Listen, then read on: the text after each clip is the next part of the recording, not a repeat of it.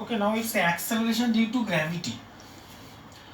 You know that Earth attracts everybody towards itself, towards its center.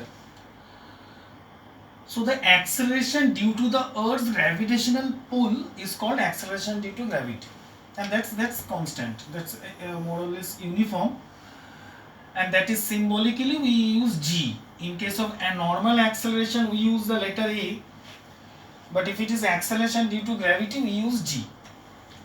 And approximately the value of g is 9.8 meter per second square or 10 meter per second square. That's approximately. Now this means what? You know the meaning of acceleration. So when I say acceleration is suppose 10 meter per second square, that means this is the acceleration due to the Earth's gravity. So if anybody falls from a certain height, say a body, and now I am holding this body, now I am holding this. So that means now its initial velocity is 0. It is at rest. Now if I leave this, it is falling. Now as the body is falling, its speed is constantly increasing. And why it is increasing? It is due to this Earth's gravitational pull. And how much it increases? It increases at a rate of 10 meter per second after every 1 second. Right? That's the meaning of 10 meter per second square. So that means if I leave this ball, suppose it's a ball and I'm holding it. Now if I leave it, now when it is falling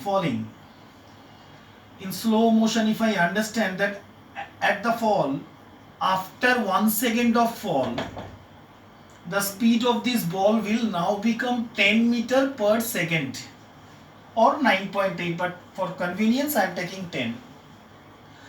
And then the ball is continuously falling.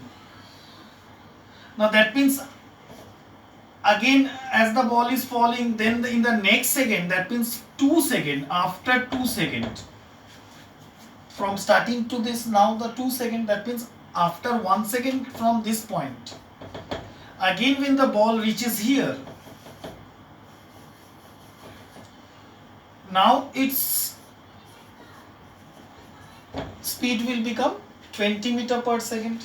Similarly, after 3 seconds from this initial stage, that means in the next 1 second, again the ball will be 30 meter per second, and suppose it is the ground now. So that means it started from 0, and as it reaches the ground, its final velocity is 30 meter per second. Understand? So that's the meaning of acceleration due to gravity. Okay.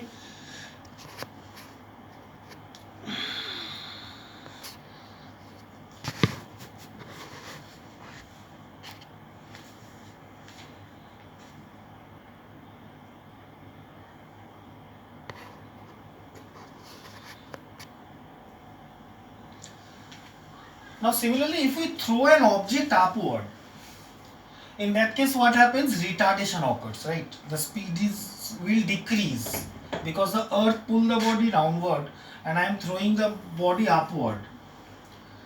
In that case what will happen? The speed will decrease, right? When you were leaving the ball and it was falling, the speed was increasing. That was acceleration. That's acceleration due to gravity. And we know that the value of g is 10 meter per second square. Now when we are, say suppose this is the ground, and if I throw a ball upward, then what will happen? That when I am throwing a ball, I am throwing it at a certain speed, right? I am throwing it at a certain speed. So let that speed be 50 meter per second. Now this means what? When the ball is going up and up, after 1 second, its speed will become 40 meter per second. Again after another 1 second, its speed will become 30 meter per second. And like this, it will become 20 meter per second. So after every 1 second,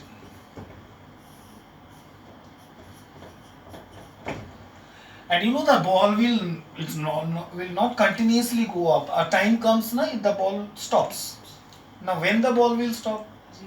When the velocity of the ball will become 0. So naturally now it is 10, and then after another 1 second now it's the speed will be 0, and as soon as the speed becomes 0, again the ball starts falling, and again when the ball starts falling, again the speed will start increasing.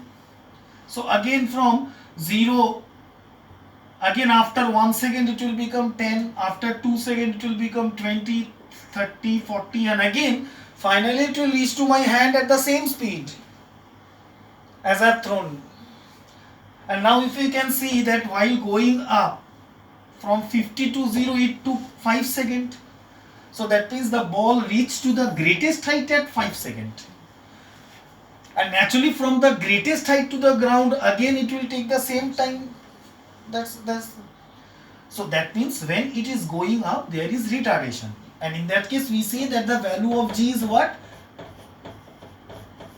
That will be minus 10 meter per second square, right? And it is uniform here also.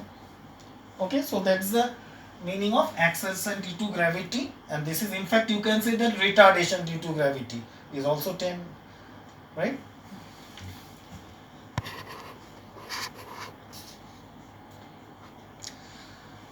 Okay, now understand this.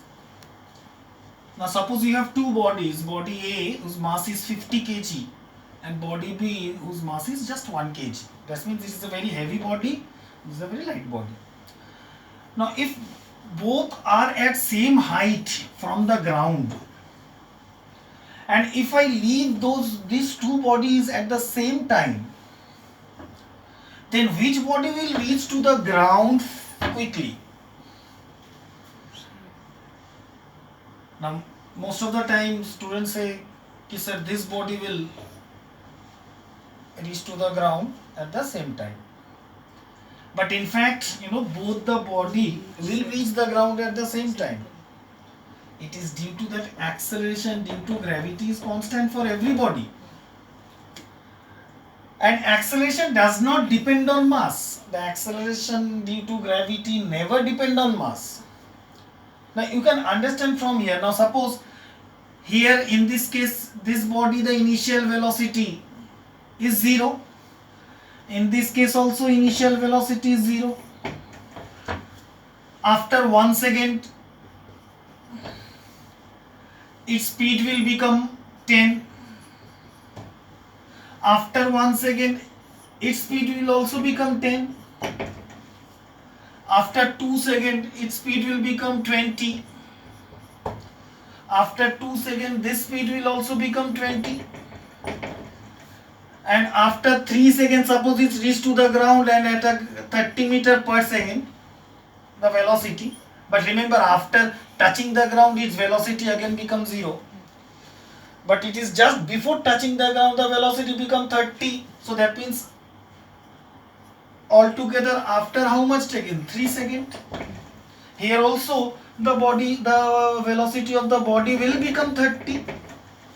So here also the time taken to reach the ground is 3 seconds, because both are traveling at the same speed at the same rate. Here also after 1 second it is 10 meter per second. Here also after 1 second 10.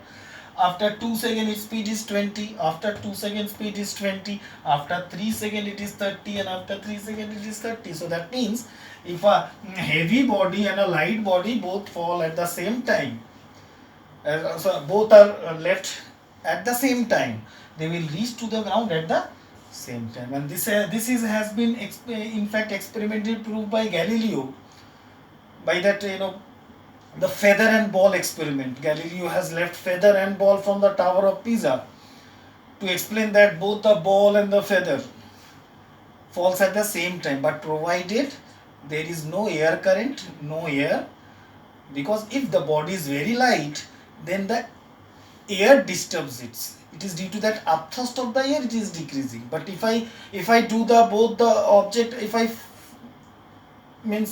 leave them in vacuum, then a paper or a ball or a feather and an iron bar, they will all fall at the same time. Understand?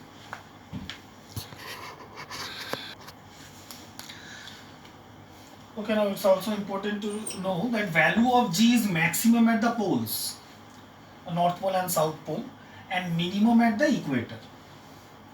Because the value of G varies from place to place, but its value generally lies between 9.8 to 10 meter per second square. So there is a slight change, but it changes from place to place. But we get a maximum value of G at poles and minimum at the equator.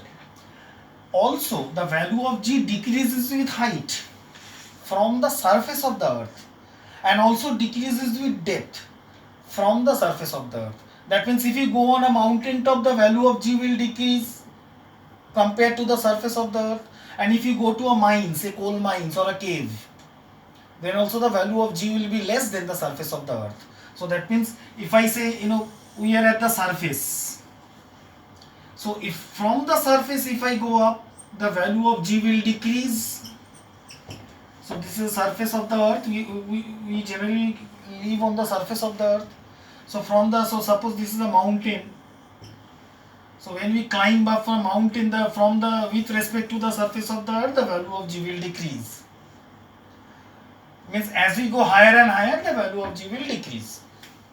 Similarly, as we go depth, say in a mine or in a cave, so as we go deeper and deeper inside the earth's surface, the value of G also decreases. Understand? So remember these 2 points. So first of all, maximum at the poles and minimum at the equator, and the value of G decreases with altitude and depth from the surface of the earth. Okay.